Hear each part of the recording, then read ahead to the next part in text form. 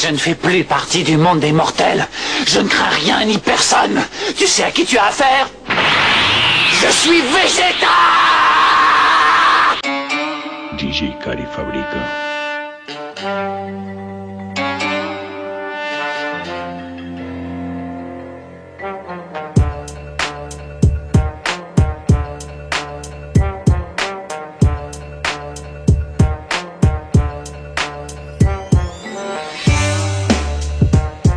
Salut potos, c'est Sandoval. Aujourd'hui, dans cette nouvelle vidéo, il y aura toujours autant de passion, mais aussi un peu d'émotion. J'ai envie de rendre hommage au grand Éric Legrand qui nous a quittés malheureusement cette année beaucoup trop tôt. Éric Legrand qui a largement contribué au succès de l'emblématique Majin Vegeta avec sa voix tellement charismatique. Du coup, dans cette vidéo, je vais vous présenter quelques-unes de mes figurines préférées du Prince des Saiyans.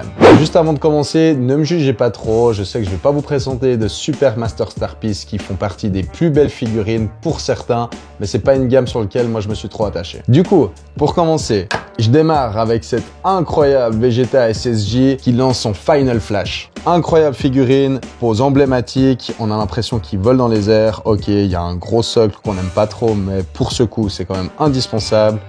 On voit une magnifique interprétation de Vegeta qui fait son légendaire Final Flash. Le modélisme, il est super beau, le paint aussi, le sculpte est cool, il y a une petite dorure sur ses cheveux, mais de ce côté-là, j'aime assez. Le visage est bien, on a des grosses épaules bien sculptées aussi, des belles épaules à la Vegeta comme on kiffe. Franchement, très très belle réalisation. Cette figurine, elle date de 2017. C'est une gamme un petit peu chelou, hors sujet. D'ailleurs, je vous invite à regarder une vidéo d'un déballage de Marty Japan qui en parle parce que c'est un petit peu particulier. Deuxième figurine, l'incroyable et mythique Vegeta Nero et son petit bonus, le petit scooter. Obligé de vous sortir ce Vegeta, incroyable figurine de presque 30 cm qui était sortie en 2019 et qui valait entre 30 et 40 balles, donc figurine très très accessible. Assez compliqué de trouver une figurine de Vegeta non SSJ après l'arc Saiyan, donc ça je trouve ça assez stylé. Il a une emblématique posture, bras croisés, regard assez vénère qui représente tout à fait le prince des Saiyans. Le sculpte est ouf, la peinture est ouf, le visage est bien détaillé, comme pour toutes les autres.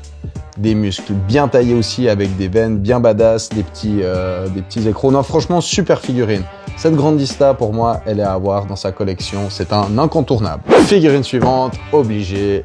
Ichiban Kuji Masterlize de 2022. Alors, cette Kuji, obligé de vous la sortir. Forcément, pour moi, c'est une des plus belles sorties qui a été faite, même si c'est assez récent.